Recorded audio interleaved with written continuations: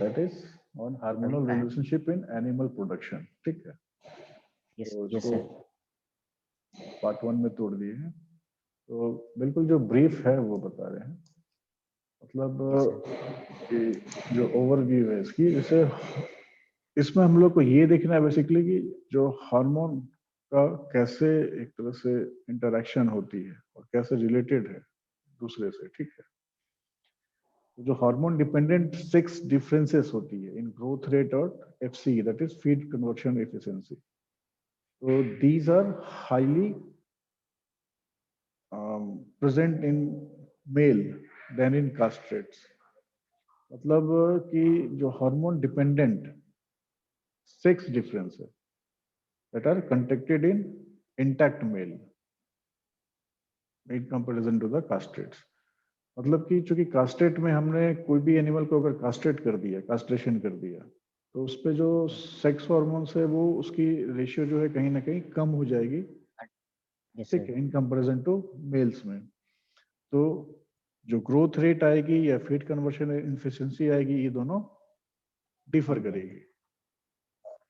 Castration में जो है फीड कन्वर्शन एफिशिएंसी बढ़ जाएगी। क्यों बढ़ जाएगी? क्योंकि उसकी कुछ प्रोडक्शन नहीं हो रही है ना, रिप्रोडक्शन हो रही है। ठीक है, यस तो सर। उसमें वो बढ़ जाएगी। लेकिन मेल में क्या है, चूंकि फिर इसमें सीमेन में इवोल्यूशन में, मतलब सीमेन के सिंथेसिस में और सिक्रेशन में वो आती है, तो कहीं ना कहीं वो उससे ग्रोथ भी इफेक्ट होगी और फीड कन्वर्शन इफिशिएंसी भी इफेक्ट आएगी। सो जो मैंने कह सकते हैं जो अवेलेबल हार्मोन्स है या अदर नेचुरल और सिंथेटिक सब्सटेंस है जो कि मतलब किसी भी प्रोडक्शन में हेल्प करती है, तो दैट विल अफेक्ट इट। तो मैंने बिल्कुल 1950s में जो चलती थी शुरुआत में, तो जस्ट हिस्ट्री है, उसमें क्या था कि DES, दैट इज डाइथाइल स्टिलबोस्टेरॉल, ठीक है, स्टिलबोस्टेरॉल ये, और हेक्सोस्टेरॉल, हमें ये दो चीज हम लोग कैटल में देते थे। ठीक है, स्पेशली यूएस और यूके में, फॉर द मतलब फीड एडिटिव को बढ़ाने के लिए, या फीड एडिटिव के माने इस तरह से कहो कि जो कन्वर्शन था ना, रेशियो, फीड कन्वर्शन रेशियो था, उसको बढ़ाने के लिए हम लोग अलग से देते थे। तो इससे क्या होता था, जो ग्रोथ रेट हो गया या फीड कन्वर्शन एफिशिएंसी है ये बढ़ा, मतलब इसका सिनर्जिस्टिक इफेक्ट था नॉर्मल ग्रोथ हार्मोन्स के साथ या फिर मेटाबॉलिक हार्मोन्स के साथ। तो जो यूज करते हैं हम लोग hormonally active substance for the production of animal, तो that will oppose to the increased possibly residues in edible tissues might endanger consumers। कहने का मतलब है कि जो एनिमल की प्रोडक्टिविटी बढ़ती है नॉर्मल जो मेटाबॉलिक प्रोसेस से या फिर हार्मोन से जो बढ़ती है, नॉर्मली नेचुरली जो बढ़ती है, उसकी अपनी एक कह लो कि सिग्निफिकेंस है। ठीक है, और वो कंप्लीट डिपेंड करती है कि फीड कन्वर्शन एफिशिएंसी पर, कि कितना फीड आपने खाया और उसको कितना ग्रोथ में यूज किया और कितने प्रोडक्शन में यूज किया। लेकिन अगर हमको मान लो किसी मीट पर्पज से अगर किसी एनिमल को हम रियर कर रहे हैं, तो हमको स्पेशली क्या उसमें मीट ज्यादा चाहिए। तो कहने का मतलब है कि जो भी प्रोटीन उसकी ज्यादा से ज्यादा जरूरत होगी उसके कन्वर्शन ऑफ मीट में। ठीक है, मतलब मीट में वो मीट बने, मतलब प्रोटीन जो है वो मसल्स में ज्यादा एक्ट हो। तो ये तो चूंकि प्रोडक्शन का है ना काम, कहने का मतलब है उसका और भी काम है उसके अलावा। जैसे गोट को ही ले लो, तो वो मिल्क और मीट दोनों के लिए रियर करते हैं, लेकिन वो तो अपने हिसाब से जाएगी नेचुरली। लेकिन हम लोग क्या करते हैं, उसको सिंथेटिक आर्टिफिशियली उसको कुछ अलग से हार्मोन देते हैं, जिससे कि जो फीड कन्वर्शन एफिशिएंसी है वो मिल्क में ना होके मीट में ज्यादा हो। ठीक है, तो दैट हमने वो आइडेंटिफाई करके कि कौन से जीन्स पे इसका इफेक्ट ज्यादा हो। तो ये पहले चलती थी, लेकिन अब क्या है, इसकी नेगेटिव इम्पैक्ट नहीं दिखती थी। लेकिन अब नेगेटिव इम्पैक्ट, अब चूंकि टेक्नोलॉजी थोड़ी एडवांस हो गई है, तो वी कैन आइडेंटिफाई दैट कि अगर ज्यादा किसी तरह से हम हार्मोन की मतलब उसमें मतलब क्या बोलते एक्सोजिनसली देते हैं, तो उसका इफेक्ट उसके नेचुरल जो बेसल मेटाबॉलिक रेट है उस पर भी होती है और फीड कन्वर्शन एफिशिएंसी पे जो नेचुरली है उस पर इफेक्ट होती है, क्योंकि क्या होती है वो एक तरह से हैबिचुएटेड हो जाता है, ठीक है। तो कहीं ना कहीं that will end into the endanger, माने रिस्क की जो चांसेस है वो बढ़ जाती है।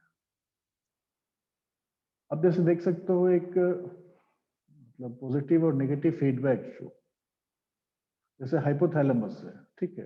हाइपोथैलेमस का टेस्टोस्टेरोन के साथ क्या है, पॉजिटिव एस्पेक्ट है या नेगेटिव एस्पेक्ट। तो अब देख सकते हो जैसे हाइपोथैलेमस प्लस जीएनआरएच, उसमें अगर जीएनआरएच ऐड करते हैं तो it will act on pituitary, ठीक है, so that the increase level of FSH and LH could be seen. So that will directly affect on the testicle, so that the evolution or secretion of testosterone may be rise. लेकिन अब क्या है, इसकी जो direct जो pituitary के साथ या फिर हाइपोथैलेमस के साथ है वो नेगेटिव इफेक्ट आ रही है। क्यों? क्योंकि यहाँ आपने अलग से उसको एक्सोजेनसली दिया, ठीक है, जीएनआरएच दिया या एफएसएच या एलएच दिया। अब जैसे कि अगर कंडीशन देखो यहाँ हाइपोथैलेमस में जीएनआरएच के साथ, तो Yes, sir. जीएनआरएच और हाइपोथैलेमस जब मिलती है तो क्या होता है, एंटीरियर पिट्यूटरी को एक्टिवेट करती है, जिससे एफएसएच और एलएच दोनों रिलीज होती है, ठीक। तो ये मेल के केस में था या फीमेल के केस में। अब इसमें क्या है, टर्शियरी फॉलिकल बनी, ओवरी आई, ठीक है, फॉलिकुलर ग्रोथ हुआ।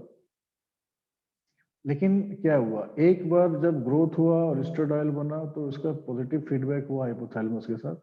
हाँ, फिर क्या हुआ, फिर जीएनआरएच के साथ जो एक्ट कर रही है एंटीरियर पिट्यूटरी पे, तो मतलब वो सिलसिलेवार चल रही है।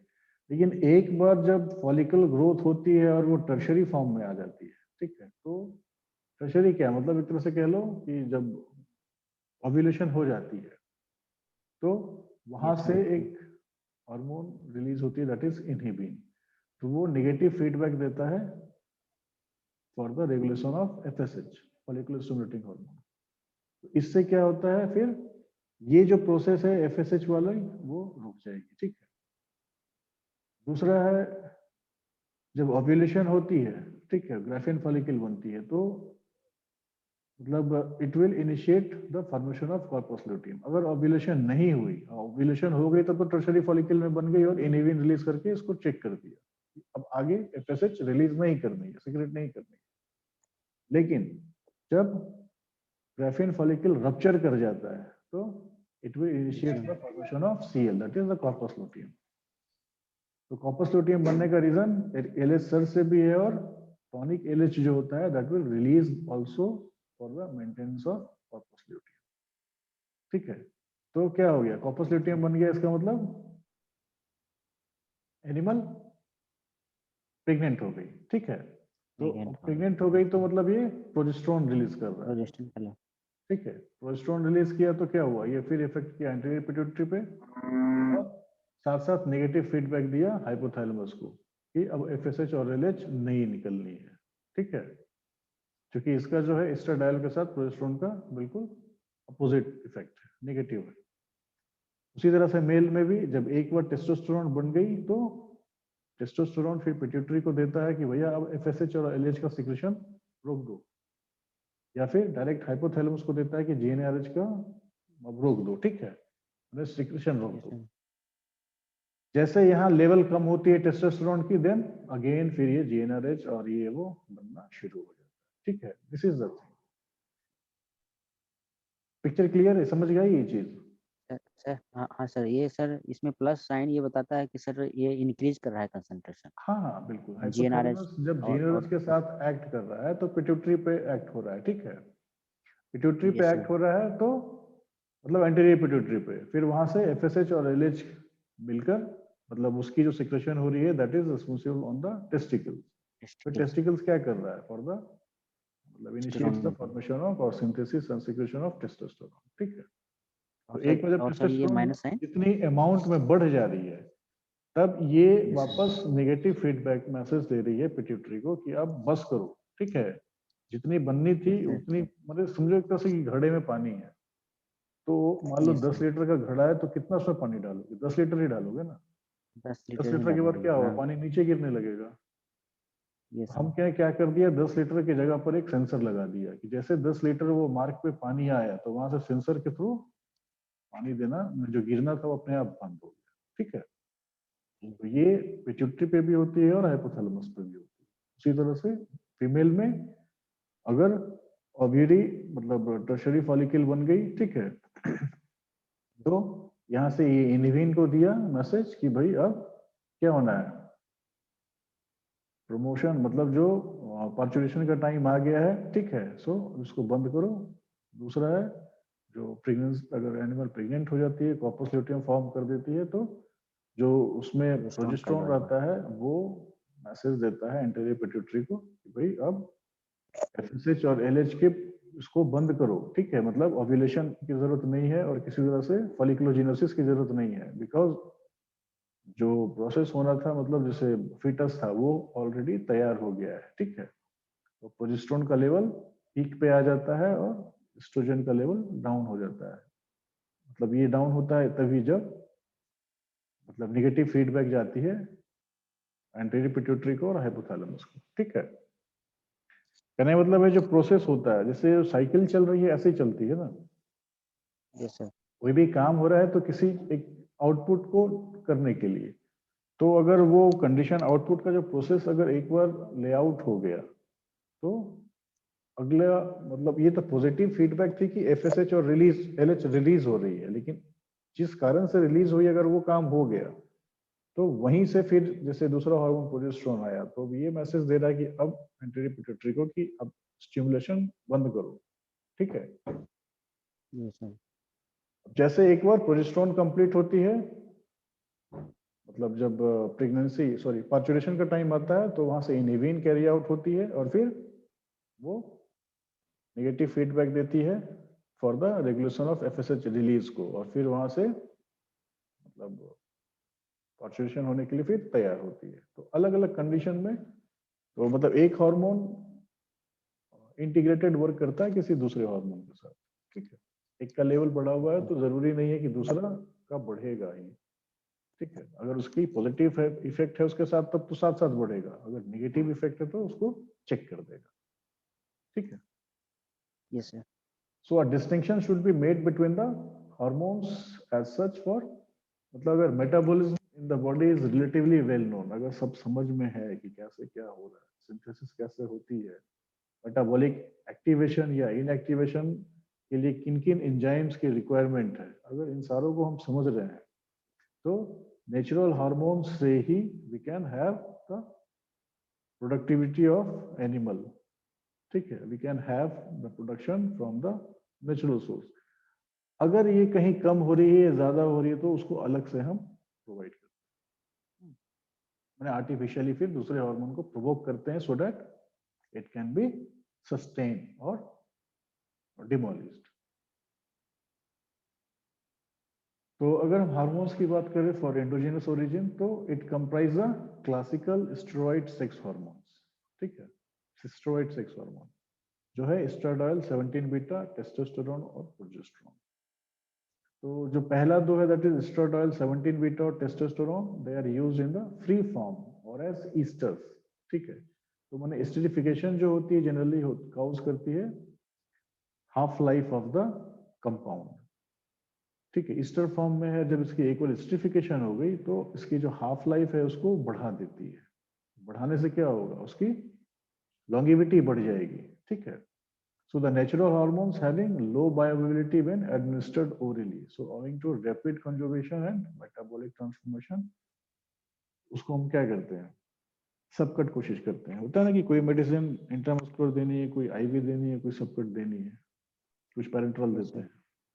these things are depend upon the timing and the activity of that specific hormone to an animal। ठीक है, कि किसी भी चीज की कितनी देर तक, उसकी अगर हाफ शेल्फ लाइफ कम है लेकिन उसकी रिक्वायरमेंट ज्यादा है, मतलब ज्यादा समय के लिए है, तो अगर मान लो कि हम अगर कम टाइम के लिए देते हैं तो वो तुरंत एक्टिव होगी और खत्म हो जाएगा, लेकिन हमको उस चीज को बढ़ाना है उस ड्यूरेशन को, तो हम लोग क्या करेंगे, उसका नेचुरल नहीं है, आर्टिफिशियली बता दें। तो उसको आर्टिफिशियली हम क्या करेंगे, वैसे चीज में सब कर देंगे जहां से सबक्यूटेनियस रहेंगे तो धीरे धीरे वो रिलीज होगा और काफी देर तक चलेगा, ठीक है। तुरंत से अगर देना है तो इंट्रावेनस देते हैं, है ना, या फिर मतलब एक आईएम आईएम देते हैं तब, इंट्रामस्कुलर देते हैं जब मतलब कंसिक्वेंट टाइम पे हमें उसकी रिक्वायरमेंट होती है, ठीक है। सब्सिक्वेंट टाइम पे अगर उसकी रिक्वायरमेंट है तो आईएम दे देते हैं, वो थोड़ी सी सबकट से फास्ट है और आईवी से स्लो है। तो हम लोग मतलब जो स्टिलिफिकेशन जो होती है इसी पे डिपेंड करती है, ठीक है। नेचुरल हार्मोन्स की बायोबिलिटी कम होती है, इसलिए हम लोग बाहर से एक्सोजेनसली ये हार्मोन्स देते हैं, और किस फॉर्म में देनी है वो डिपेंड करता है उसके काम की मतलब प्रोडक्शन की वो नजरिए में रखते हैं। अब जब हम हार्मोन्स ऑफ एक्सोजेनस ओरिजिन की बात करें तो synthetic androgens comprise a large number of substance, most of which are steroids.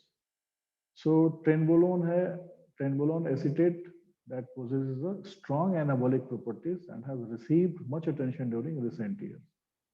So जब हम ये ट्रेनबोलोन एसीटेट को एस्ट्रोजन के साथ जब हम प्लेस करते हैं तो जो एनाबॉलिक एक्टिविटी है वो सिंथेटिक एंड्रोजन की वो बढ़ जाती है, ठीक है। So another anabolic steroid is methyl testosterone.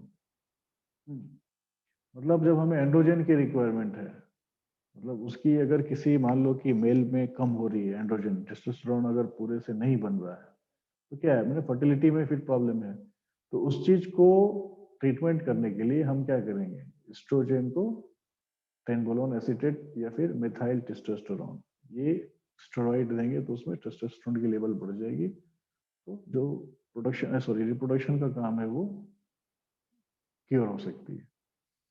So exogenous hormones are used as implantation and the site usually being the base of the ear or less frequently the dewlap.